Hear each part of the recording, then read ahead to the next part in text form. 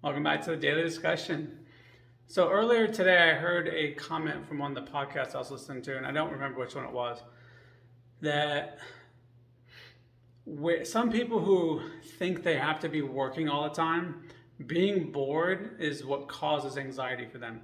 I know some people out there who think that having too many things to do or having all this work makes them anxious. There's a lot of people like that, but then there's also people at the opposite side of thinking that boredom causes them anxiety or leads to them having anxiety. It doesn't necessarily cause it. I don't want to use that terminology, but I think this is becoming a bigger problem in society with the uptick of smartphones and the idea of you have to work more to advance and all those things, which is a little bit of a fallacy because you have to work harder sometimes, which just means more intelligently and add more value in a shorter period of time.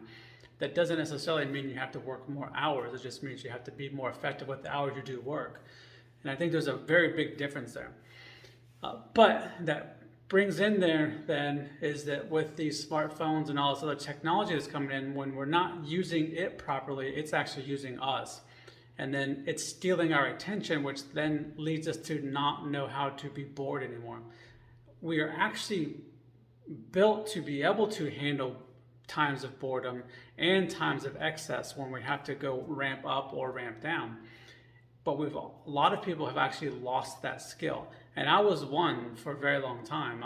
And actually I don't even know if I necessarily knew how to do it very well ever, but I've learned that as I have regained the ability to learn how to be bored, I have become more effective in the things that I am doing because I have more brain capacity to be able to put full attention and focus into whatever I'm doing. So I've had to, and it was a tough process, learn how to integrate boredom into my day so that I can just literally shut my brain off at certain times to just let it do its thing and then recalibrate so I can be more effective at my work.